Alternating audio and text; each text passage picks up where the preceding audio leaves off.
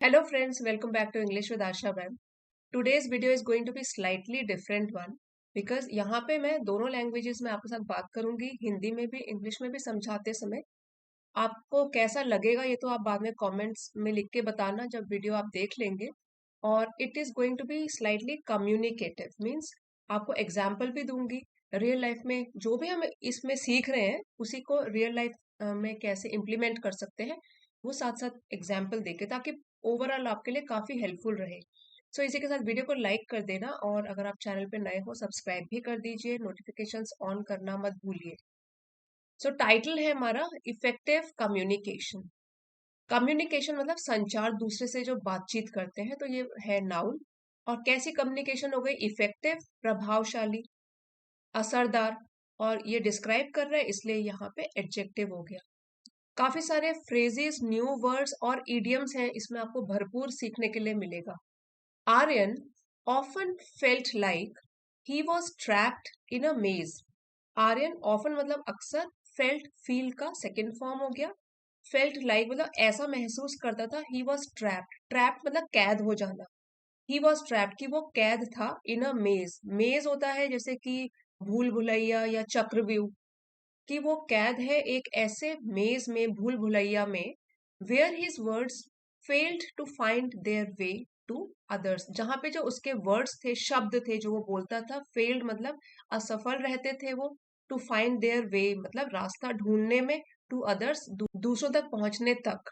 सो आप कह सकते हो कि आर्यन अपने आप को ऐसे चक्रव्यूह में या ऐसी भूल भुलैया में कैद पाता था, या उसको महसूस होता था कि मैं कैद हूं, जहां उसके खुद के शब्द दूसरों तक नहीं पहुंच पाते थे।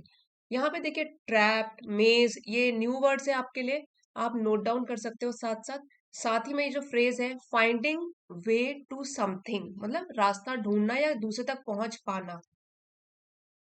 Team discussions were his Achilles heel. Achilles heel ये एक इडियम है। इसका मतलब होता है एक कमजोरी, जो आपकी कमजोरी है उसको कहते हैं एक्लीज हील। जो भी हमारा एक ड्रॉबैक होता है या माइनस पॉइंट होता है जहां हम कमजोर होते हैं।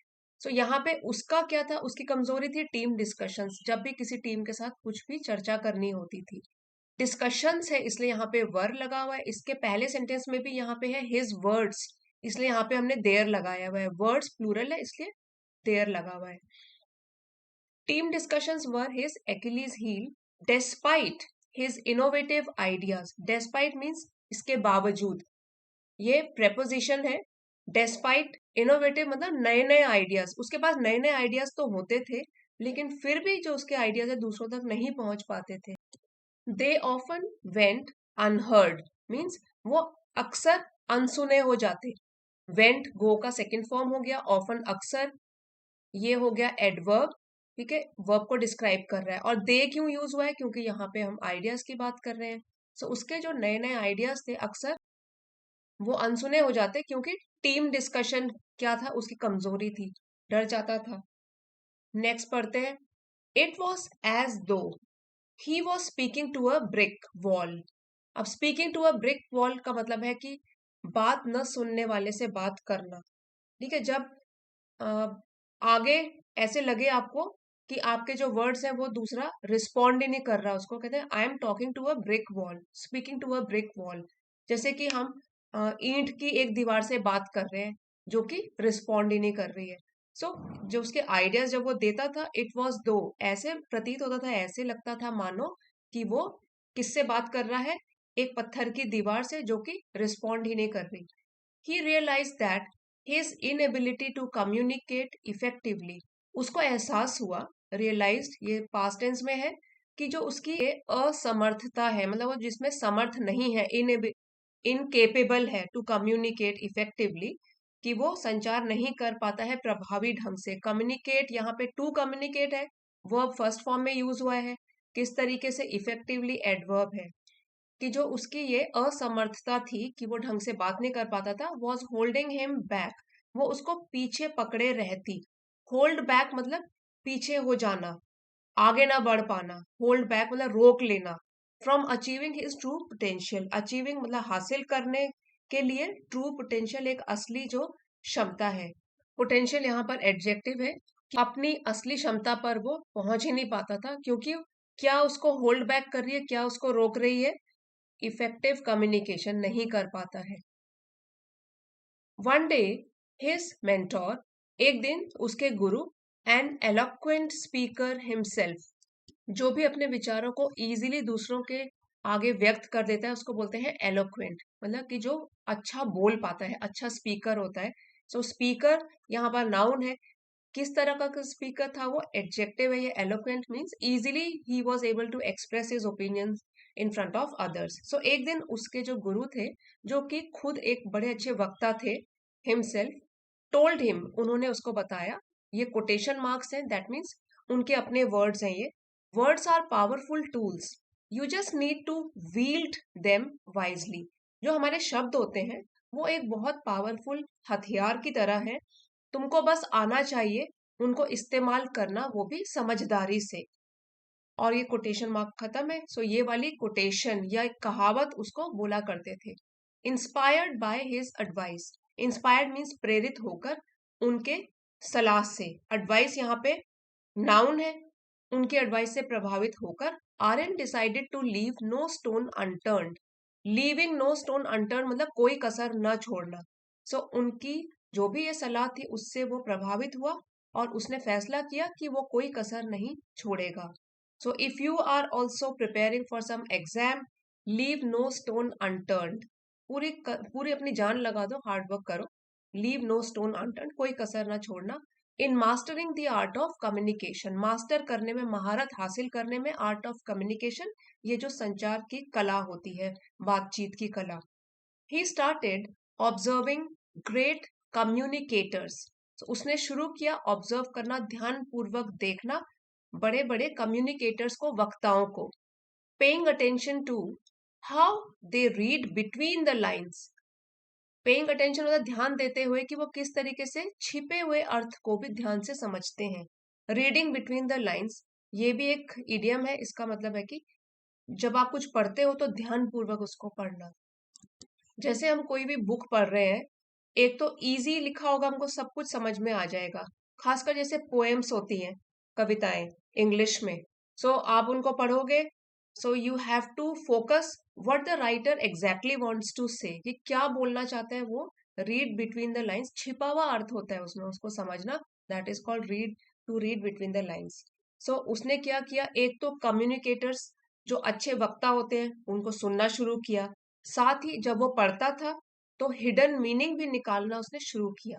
रीड बिटवीन द लाइन, छिपे हुए अर्थ को भी समझना शुरू किया। And articulated their ideas with clarity, paying attention to how they read between the lines and articulated their ideas clarity with clarity. और वो किस तरीके से आर्टिकुलेट करते हैं, मीन्स दूसरों के सामने रखते हैं अपने आइडियाज को, क्लैरिटी स्पष्टता के साथ। एक दो चीजें उसने शुरू करी, ये हम भी अपनी लाइफ में इंप्लीमेंट कर सकते हैं। We can listen to great communicators so that our speaking becomes stronger. और हम भी जब पढ़ते हैं तो उस टाइम पे भी ध्यान पूर्वक पढ़े, ताकि छिपा हुआ हिडन मीनिंग भी सामने आ जाए, और फिर हम भी आर्टिकुलेट कर सकते हैं खुद के आइडियाज क्लियरली दूसरों के सामने। स्लोली बट श्योरली, स्लोली मतलब धीरे धीरे, श्योरली निश्चित रूप से। दोनों के दोनों यहाँ पे एडवर्ब्स है, एल वाई से फिनिश होते हैं जो words, most of the times they are adverbs. धीरे धीरे लेकिन निश्चित रूप से, आर्यन अंडरस्टूड, आर्यन ने समझा, वर्ब सेकंड फॉर्म में है, अंडरस्टैंड का अंडरस्टूड, दैट इफेक्टिव कम्युनिकेशन, की जो प्रभावशाली संचार होता है, बातचीत होती है, was not just about speaking, वो सिर्फ कैसे तुम बात करते हो उसके बारे में नहीं होती, but also about listening attentively, लेकिन कितना सुनते हो ध्यान पूर्वक उसके बारे में भी होती है। लिसनिंग वर्ब हो गया, किस तरीके से लिसनिंग अटेंटिवली, ध्यान पूर्वक, एडवर्ब हो गया। His mentor emphasized that tone and body language often spoke louder than words, जो उसके गुरु थे उन्होंने जोर देते हुए कहा कि जो हमारी बोलने की टोन होती है, ठीक है, किस तरीके से हम बोलते हैं, और साथ में बॉडी लैंग्वेज ऑल्सो। सो जो जैसे कि हमारे हाथ के जेस्चर्स हो गए, आंखों का मूवमेंट हो गया, फेशियल एक्सप्रेशंस हो गए, वो सब बॉडी लैंग्वेज में आ जाते हैं। कि दोनों चीजें, एक तो हमारी टोन, कभी हो सकता है कि गुस्से वाली टोन हो, कभी हो सकता है कि वार्म टोन हो, मतलब प्यार से बोल रहे हो, धीरे बोल रहे हो, ऊंचा बोल रहे हो। सो ये चीज भी उन्होंने बताया कि टोन जो तुम्हारी होती है और बॉडी लैंग्वेज जो हमारी ये जो जैसे जेस्चर्स वगैरह आपको बताया, ऑफन अक्सर स्पोक लाउडर देन वर्ड्स। ये एक इम्पॉर्टेंट ईडियम है, स्पीकिंग लाउडर देन वर्ड्स, मतलब शब्दों से भी ज्यादा क्या मायने रखता है। आपने ये तो सुना होगा, actions speak louder than words. जो हमारे काम करने का तरीका है, हम जैसे किसी को बोलते रहते हैं कि तुम्हें डिसिप्लिन में रहना चाहिए, तुमको सुबह जल्दी उठना चाहिए, ठीक है, ये तो हो गए कि हमारे वर्ड्स हैं, लेकिन क्या खुद उसको फॉलो करते हैं? एक्शंस जो काम कर रहे हो, अगर वो ठीक है तो दूसरा आदमी उसको देखकर खुद ब खुद समझ जाएगा, because our action speak louder than words. So यही, और यहाँ पे देन है मीन्स कंपैरिजन हो रहा है कि किस चीज, कौन सी चीज है जो वर्ड से ज्यादा मायने रखती है, वो क्या है, हमारे एक्शंस। और यहाँ पे वो बोलता है कि टोन एंड बॉडी लैंग्वेज, हमारी कैसी टोन है और हमारे हाव भाव कैसे हैं, जेस्चर्स कैसे हैं उस टाइम पे, वो ज्यादा बात करते हैं रादर देन वर्ड्स। तो अगर कम्युनिकेशन हमको ठीक करना है, उसके गुरु ने बताया, if you want to communicate effectively, we have to pay attention to our tone, किस तरीके से बोल रहे हैं, we have to pay attention to our body language. ऐसा नहीं है कि आपका फ्रेंड आपके साथ बात कर रहा है और आपको यॉर्निंग आ रही है, सो बॉडी लैंग्वेज मतलब कि आप बोर हो गए उसकी बातों से। So our tone and body language they speak louder than words, ये उसके मेंटोर ने उसको बताया। He advised him to avoid beating around the bush, ये भी एक इडियम है, बीटिंग अराउंड द बुश, यहाँ वहां की बातें करना।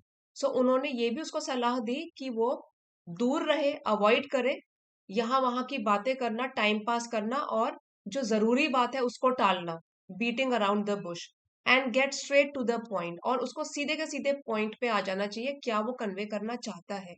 सो इतनी लंबी स्टोरी बताने से बेहतर है सीधे पॉइंट पे आ जाए, वाइल रिमेनिंग रिस्पेक्टफुल, और रिस्पेक्टफुल रहते हुए, सम्मान पूर्वक रहते हुए।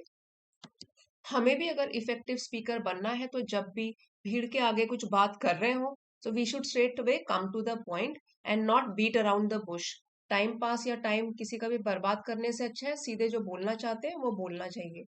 आर्यन प्रैक्टिस्ड डिलीजेंटली, आर्यन ने अभ्यास किया, और डिलीजेंटली मीन्स मेहनत के साथ, हार्ड वर्क के साथ। यहाँ पे एडवर्ब हो गया ये डिलीजेंटली, और प्रैक्टिस मतलब अभ्यास किया ये वर्ब है। रिमाइंडिंग हिमसेल्फ, खुद को याद दिलाते हुए, that a stitch in time saves nine, ये भी एक बहुत अच्छी इडियम है कि अ स्टिच, स्टिच क्या होता है वैसे, एक टांका जो हम कपड़ों में लगाते हैं, जैसे कि कोई चीज फट गई तो उसमें टांका छोटा सा फटा है तो एक स्टिच लगेगा, इन टाइम, अगर वो भी टाइम पर लगा दिया तो सेव्स नाइन, नाइन स्टिचेस। अगर आप देर कर दोगे तो वो चीज और फटती जाएगी, और तब आपको नाइन स्टिचेस लगाने पड़ेंगे। So a stitch in time saves nine, मतलब अगर आप एक चीज जो रिक्वायरमेंट होती है अगर उस टाइम पे करो, सो समय पर हल करो कोई चीज, तो आप बड़ी समस्या से बच जाते हो। सो पहले तो मैं आपको वर्ड टू वर्ड बता रही हूँ कि एक स्टिच, एक टांका अगर आपने किसी फटे हुए कपड़े में एक बार लगा दिया जब वो उसी टाइम फटा है, सो वो समस्या आगे और बढ़ने से बच जाएगी।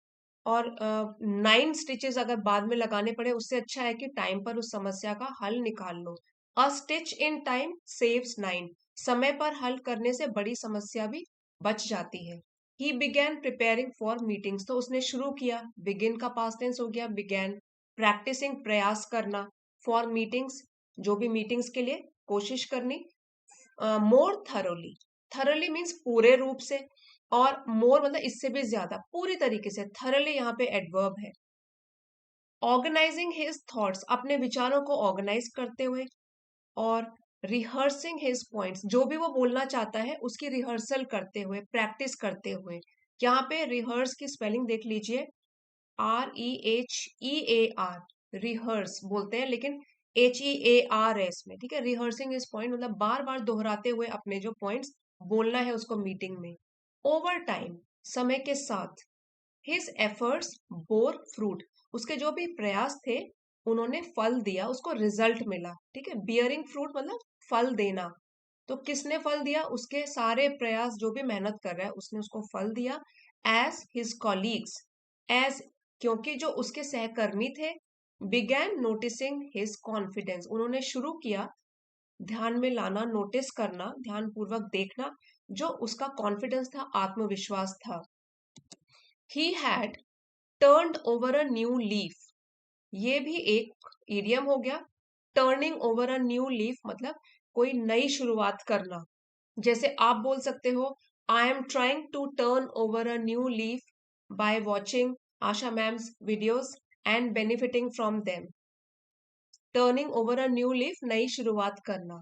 And his improved communication skills became the talk of the town, और उसकी जो इम्प्रूव मतलब सुधार हुई कम्युनिकेशन स्किल, वो बन गई, बिकम का पास्ट टेंस हो गया, टॉक ऑफ द टाउन, मतलब सब लोग उसकी चर्चा करने लग गए। टॉक ऑफ द टाउन चर्चा का विषय बन गया। क्या चीज बना? उसकी जो इम्प्रूव्ड कम्युनिकेशन स्किल्स थी, कि उसने अपना वे ऑफ कम्युनिकेशन, बातचीत करने का तरीके में कितना सुधार लेकर आया, वो चीज चर्चा का विषय बन गया, सब लोग उसमें बातें करने लग गए। So Aryan unlocked the secrets of effective communication, Aryan ने ताला खोला या उजागर किया, सीक्रेट्स रहस्य, इफेक्टिव कम्युनिकेशन का, कि अच्छी तरीके से, प्रभावशाली तरीके से बातचीत करने का, एंड डिस्कवर्ड, और उसने पाया, दैट इट नॉट ओनली स्ट्रेंथन्ड, उसने पाया कि उसने, इट यहाँ पे किसके लिए है? इफेक्टिव कम्युनिकेशन ने नॉट ओनली स्ट्रेंथन मतलब और भी मजबूत बनाया है, स्ट्रेंथ से बना है, स्ट्रेंथन्ड हिज प्रोफेशनल रिलेशनशिप्स, की जो उसके ये जहाँ पे काम करता है, प्रोफेशनल पेशे से संबंधित जो संबंध है, उसमें सुधार आया है और भी मजबूत हुए हैं। But also help him grow as an individual, बल्कि उसने उसको मदद करी है एक और भी बेहतर व्यक्ति बनने में। ठीक है, हेल्प हिम ग्रो मीन्स बढ़ने में, बनने में, और बेहतर बनने में as an individual. So friends, अभी तक अगर आपको वीडियो पसंद आ रहा है तो अभी के अभी लाइक कर दीजिए और वीडियो को शेयर करना ना भूलें। सो अब हम बढ़ते हैं वर्ड मीनिंग्स की तरफ। Speaking to a brick wall, बात न सुनने वाले से बात करना। Talking to someone who does not listen और रिस्पॉन्ड, जो अपनी प्रतिक्रिया नहीं देता है। फिर है डेडिकेशन, लगन, कमिटमेंट टू अ टास्क, प्रतिबद्धता किसी भी कार्य के प्रति। ओवरलुक्ड, नजरअंदाज कर देना, इग्नोर करना, और not notice. wield them wisely, समझदारी से उपयोग करना। use something effectively। leave no stone unturned, कोई भी कसर ना छोड़ना। do everything possible to achieve something। read between the lines, छिपे हुए अर्थ को भी समझना। understand hidden meanings। clarity, स्पष्टता, being clear and easy to understand। slowly but surely, धीरे धीरे लेकिन निश्चित होने के साथ साथ। gradually but with certainty। attentively, ध्यानपूर्वक, paying close attention। speak louder than words, so action speaks louder than words, ये तो एक कोटेशन बताया था आपको, और यहाँ हमारी स्टोरी में था कि body language and tone they speak louder than words, शब्दों से अधिक प्रभावशाली होना। एक्शंस और नॉन वर्बल कम्युनिकेशन, एक तो होती है वर्बल कम्युनिकेशन, बातों से जो करते हैं, नॉन वर्बल होती है हमारी बॉडी लैंग्वेज वगैरह, टोन और facial expressions. Being more impactful, beating around the Bush, यहाँ वहां की बात करना और मेन चीज को टालना। Avoiding the main point. A stretch in time saves nine, समय पर हल करने से बड़ी समस्या होने से बच जाती है। Solving a small problem early prevents bigger issues. Confidence होता है आत्मविश्वास, a feeling of self assurance. Turning over a new leaf, एक नई शुरुआत करना। To start fresh and make positive changes. Talk of the town, सभी की चर्चा का विषय होना, something that is widely praised और डिस्कस्ड। अब बढ़ते हैं अपने नेक्स्ट सेगमेंट की तरफ, टेस्ट। मैच द फॉलोइंग है, कुछ इडियम्स हैं, कुछ वर्ड मीनिंग्स हैं, यहाँ पे आपको मैच करने हैं इसके सही ऑप्शन के साथ। सो आप पढ़ लो और साथ साथ लिख लो, and whatever you score, that you can write your score in the comments. Actions speak louder than words. Read between the lines. Turn over a new leaf. A stitch in time saves nine. Beating around the bush. I am sure आपके सारे के सारे answers correct होंगे। अभी आपके साथ answer share कर लेती हूँ, वीडियो पॉज करके देख लीजिए। These are the correct answers. Speak louder than words means actions being more impactful. Read between the lines, understanding the hidden meaning. Turn over a new leaf to start fresh. A stitch in time saves nine to solve the small problems early. Beating around the bush to avoid the main topic. So friends, आज का video अगर आपके लिए helpful रहा है तो ज़्यादा से ज़्यादा लाइक कीजिएगा और वीडियो को अपने फ्रेंड्स के साथ शेयर कीजिए। चैनल पे नए हैं तो सब्सक्राइब भी कर लीजिए। Thanks for watching. अगले वीडियो में मिलते हैं।